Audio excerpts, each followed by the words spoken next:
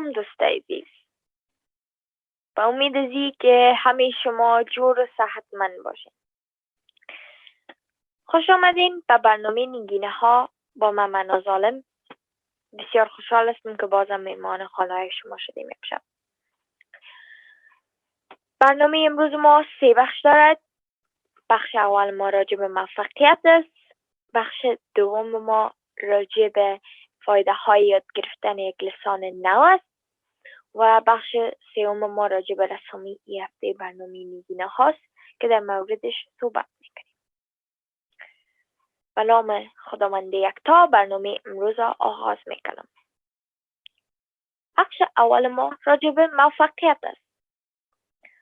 ما نمیتونیم که در زندگی موفق شویم بدون داشتن یک هدف.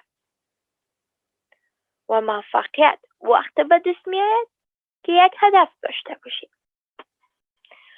موفقیت یعنی تکمیل کردن هدفها و رسیدن به هدفهای خود. با آسانی ما نمیتونیم در زندگی موفق شویم. و موفقیت همیشه کلید خوشی ما نیست و همیشه ما را خوش نمیسازد.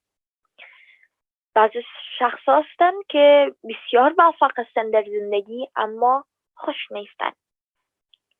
موفقیت و خوشی 2 کلمه جدا هستند که یک معنا را ندارند اما میتونند به همدیگر رابطه داشته باشند.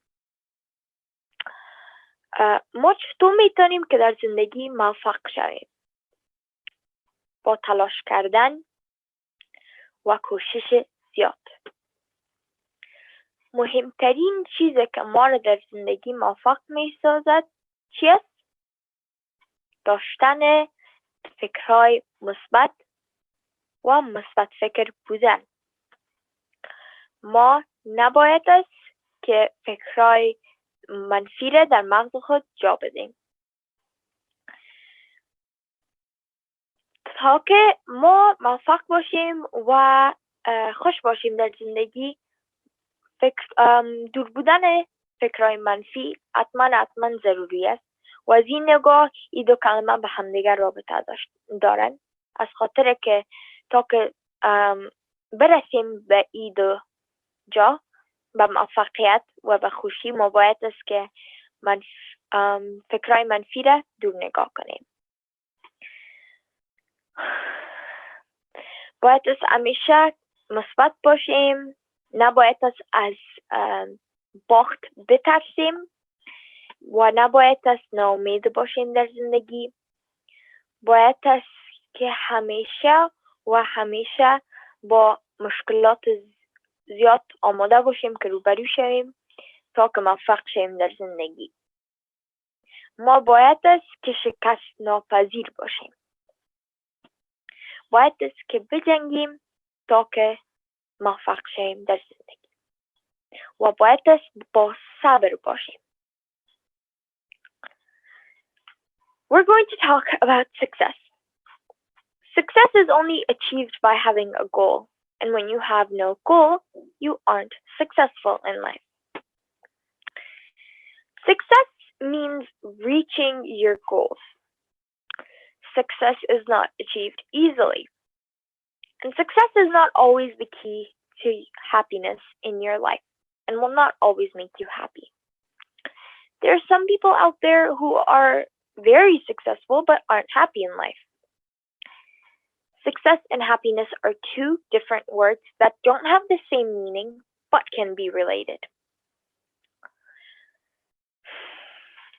Success is not achieved easily, as I said, and we need to work hard and put effort into everything we do in order to become successful in life. To be successful, the most important thing is to have positive thoughts only in our brains, and negative thoughts, we need to, keep them away and never be a negative thinker. Because if we want to be both successful and happy in life, we need to be a positive thinker. In order to become successful in life and in order to become happy in life, we need to be a positive thinker and not a negative thinker. And this is how the two words kind of relate, because in order to reach both stages, we need to do the same thing. We should always stay positive and not be scared of loss, and we should never be hopeless. We should always be ready to face new challenges, because in order to become successful, we need to face many difficult stages in our life. We need to have patience and we need to fight hard. We should be unstoppable. خب دوستای عزیز، یک وقفه کوتاه میگیریم و برمیگردیم.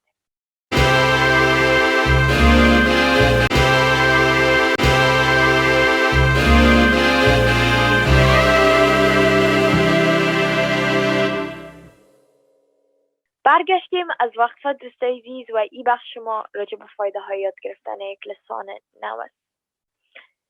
یاد گرفتن یک لسان نو و یاد داشتن لسان های دیگر ما را بسیار در زندگی موفق می سازد و آینده ما بسیار روشن می باشد.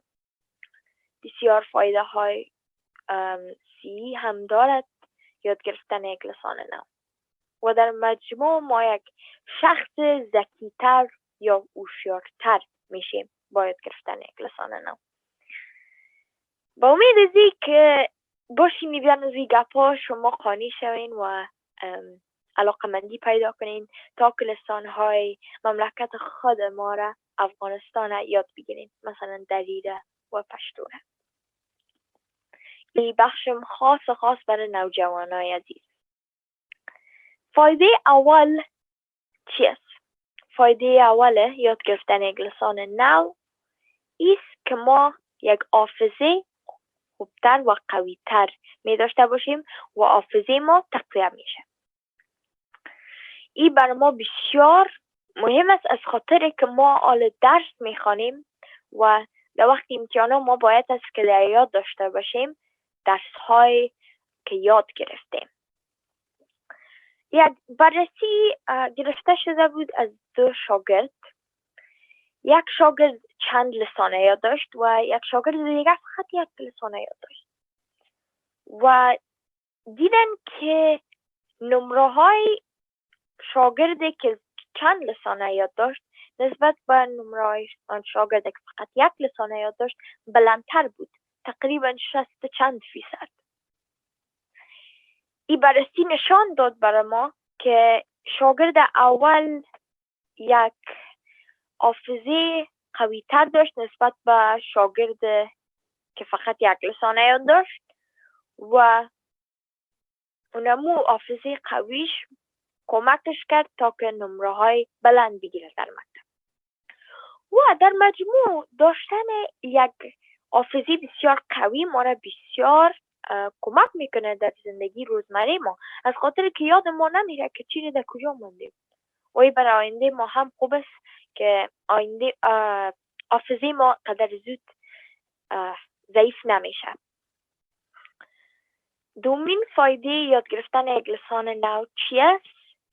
ما را اجازه میده تا که یاد بگیریم مالتی تاسک کردن یا انجام کردن چند کار در یک وقت.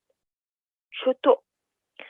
وقتی که ما چند لسان یاد می داشته باشیم، نه ما میتونیم که مثلا اگه یک چند چیز در یک لسان بگیم تیز که در لسان دیگر شروع کنیم به گپ زدنش و میتونیم به بسیار آسانی تغییر بدیم لسانی که درش صحبت میکنیم و ترجمه کنیم بدون هیچ کدام غلطی یا زیاد مشکلات. ما میتونیم که این کار انجام بدیم و وقتی که او کار بتونیم انجام بدیم ما میتونیم که چند کار در یک وقت انجام بدیم. اگر متوجه شده باشین شاگردایی که زیاد لسان یاد دارن میتونن که چند کار در یک وقت کنن، مثلا کارخانگی ریاضی را میکنن و در این وقت درس فرانسوی معلم گوش میکنن و چند کار در یک وقت میکنن و هیچ برشان سخت نیست چون عادت دارن امروی چند لسانی نمی کارا میکنن، میتونن امروی کارهای روزمره خدا نمی کار انجام بدن و این شما رو زیاد کمک میکنه وقتی که چند کار بتونین در یک وقت کنین، از خاطر که وقتتون ضایع نمیشه در یک کار که آستا برو چند کار آستا کنین. مثلا یک کار خلاص کنین، دوست کار دیگر کنین، چند کار میتونی که در یک وقت اونی هیچ برات مشکل نمی باشه. خب فایده سوم یاد گرفتن یک لسان نو است که ما در لسان اول خود قوی تر میشیم و بسیار خوبی و خوبتر میتونیم صحبت کنیم. وقتی که ما امروی لسان های نو معرفی شده میریم و یاد گرفتن میریم لسان های نو، ادبیات ما یا گرامار ما بسیار قوی میشه و وقتی که ادبیات یا گرامار ما قوی شده بره، ما میتونیم که در لسان اول خود به بسیار آسانی صحبت کنیم بدون مشکلات و بدون غلطی. وقتی که ما بتونیم که در لسان اول خود یا لسان مادری خود خوبتر صحبت کنیم، ما یک نویسنده خوب میشیم، ما یک گوینده خوب میشیم و میتونیم به بسیار آسانی هر چیز از روی بخوانیم، مثلا کتابا و چیزا رو میگم. فایده چهارم یاد گرفتن یک لسان نو است که مغز ما را کلان میسازد.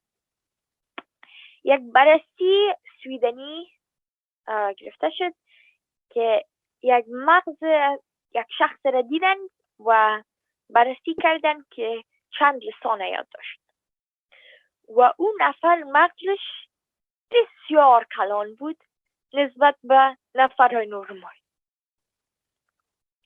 و وقتی که مغز ما کلانتر باشه، ما میتونیم زیادتر معلومات در مغز خود جا بدیم و مثل همیشه واره حافظه ما تقویه میشه و هوشیار میشیم. وقتی که یک مغز کلان داشته باشیم عموما هوشیارتر میباشیم.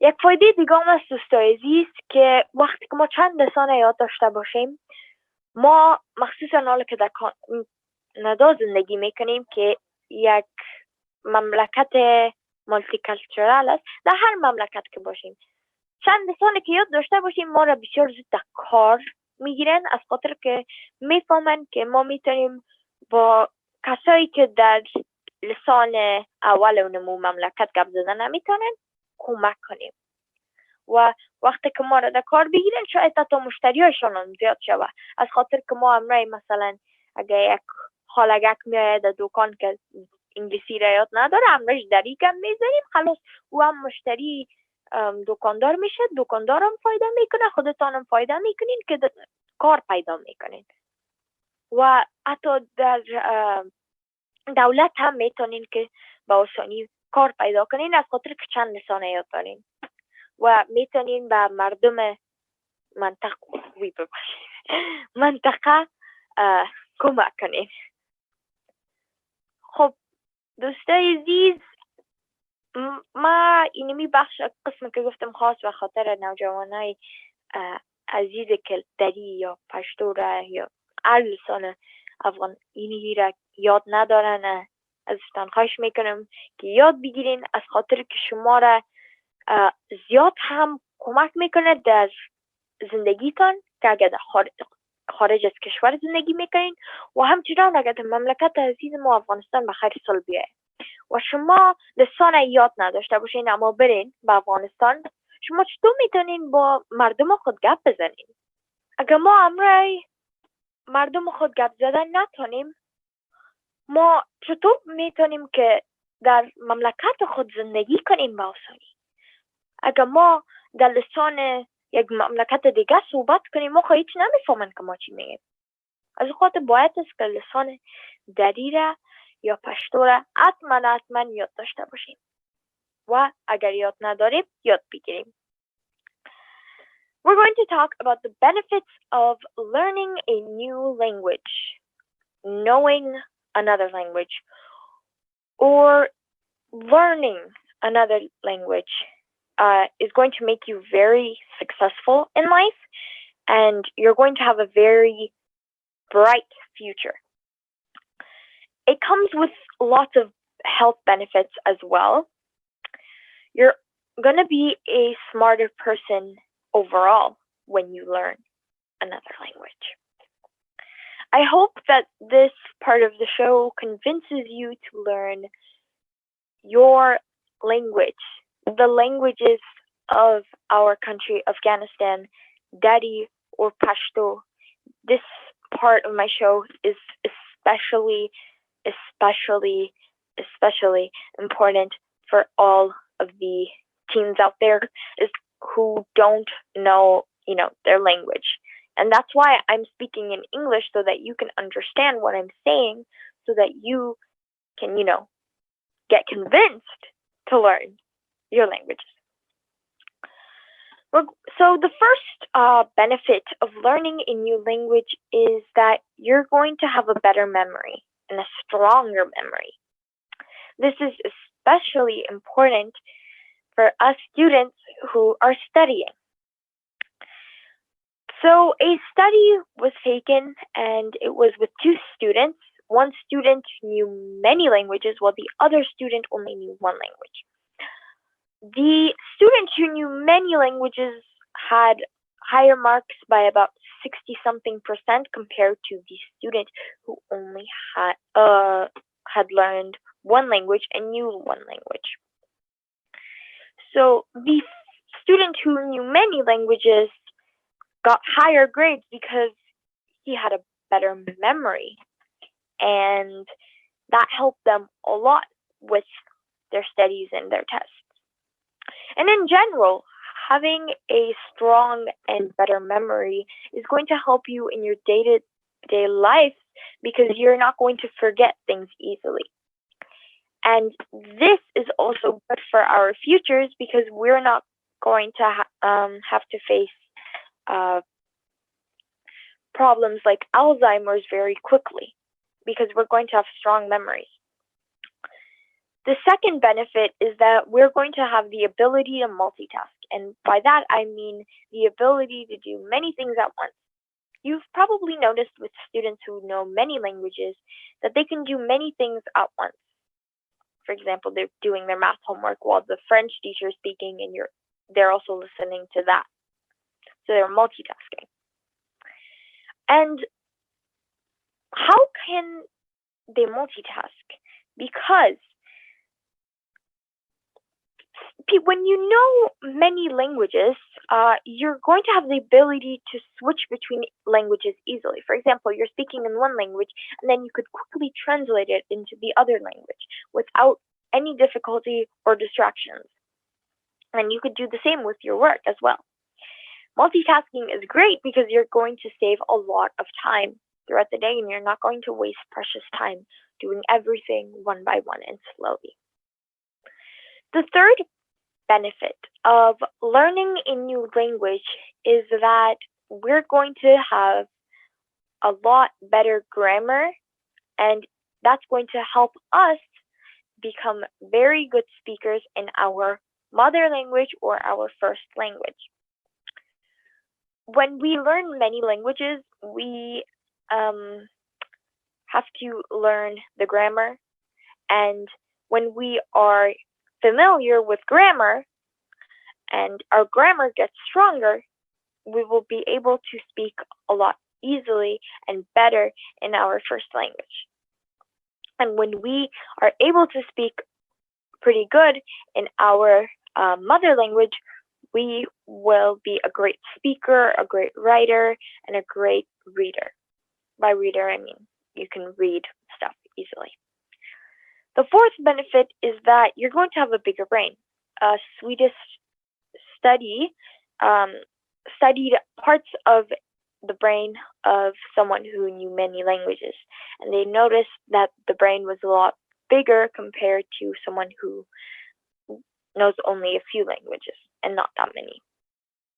When you have a bigger brain, you are able to store more information into your brain and therefore become a lot more smarter. The final benefit is that when we know many languages, we are able to get a job easily. Especially now that we are living in these different countries and we're far from home, there are many people around us. It's not just from like one culture. So the countries we live in are basically multicultural, especially Canada. And when we know many languages, we are able to get a job easily because we are able to communicate with people of all like around the world. For example, if we know many languages or our own language, we are easily hired, right? And in this case, both we are benefiting and the store owner. Because, for example, if we have one of our fellow Afghans or elders who, they can't speak English and we know how to speak in Dari or Pashto, and we start speaking to them, they are able to, buy whatever they need from the store that you're working in, and they get what they need.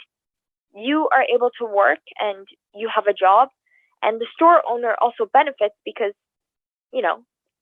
he or she has more customers thanks to you because you're helping the people from around the world. And when we know many languages, we can also find a job easily in like any place of government because we are able to help the people from like around the community who may not be able to speak in the first language of the country in the country we live in. We need to know one of our languages because no matter what we do, one day there is going to be peace in our country, Afghanistan, and we are going to be able to move back into our country. And when we are not able to speak to our people, like, what's the point of living in our own country? If we speak in like any other language aside from Dari or Pashto, they're probably not going to understand what we're saying. So it's best to know our languages. And I hope that you are now convinced to learn at least one of the two languages. خب بخش سوم ما دوستای عزیز راجع به رسامی ای هفته برنامه نگینه هاست که یک سیو از باز هم مشکلات گرین سکرین وجود داره. اینجا باید از یک برگ باشه، شاید شما این ایمیل آبی ببینین و از این من بسیار معذرت میخوایم. اما وقتی که عکسش نشر کنم در فیسبوک یا اینستاگرام اقسم مشکل نمی باشه. خب اینی سیو هم ببینین، مویم شاید ببینین از این برگک، اما اینی دیگه یک سیب است و سیب یکی از بهترین میوه هاست که برای قلب بسیار فایده داره. یکی از ارزان ترین میوه هاست. چند نوع سیب وجود داره، زردش است، سبزش است و سرخش است. سیب قسمی که گفتم زیاد فایده ها داره و یک چیز است که میتونیم در هر جایی که باشیم اون یک داره بگیریم چک بزنیم. مثلا اگه ما وقت نداشته باشیم که بر خود چای صبح جور کنیم، اگه سیب باشه در سر میز یک تا سیب میتونیم که تیز کرده بگیریم در خود، باز بریم مکتب و اون امور در آب بخوریم. البته سیب میوه دلخواه من نیست. راستش بگویم میوه دلخواه من یا توت زمینی است. زردالو اینه بر اومده هستا زردالو هم خوشم میاد، اما قصای توت زردالوی افغانستان که میشنم بسیار برم جالب است و خوشم میاد. خب یک راز خانوادگی را میگم که سیب میوه دلخواه مادر جانم است و با اون خاطر داخل ترکیب من زیاد سیب میداد. اگر این رسامی خوشتان میاد لطفاً لایک کنین در صفحه فیسبوک یا اینستاگرام ما. So this is the Neginaha drawing of the week. It is an apple. Just an apple. And I'm sorry that, we have a green screen problem again, so you might not see the leaf, but you're probably going to see the leaf when we post the picture on Facebook or Instagram. So I was about to call it save again. An apple is one of the best fruits for the heart, and there are many other types of apples aside from the red one. There's also yellow apples and green apples.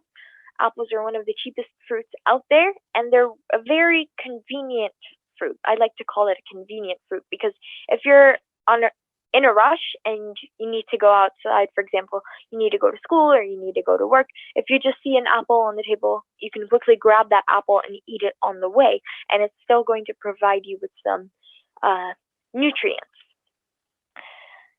Apples, well, let me share a family secret. So apples are my mom's favorite fruit. They are not my favorite fruit. My favorite fruit is probably like strawberries or apricots. I hear a lot of different stories from Afghanistan about apricots and strawberries, and they're really interesting to hear. My mom used to give me a lot of apples when I was a kid. If you like this drawing, please like it on our Instagram or Facebook page. خب دوستای عزیز، با امید که برنامه خوشتان آمده باشه. اگر کدام غلطی ادبیات داشتیم بسیار معذرت میخوایم.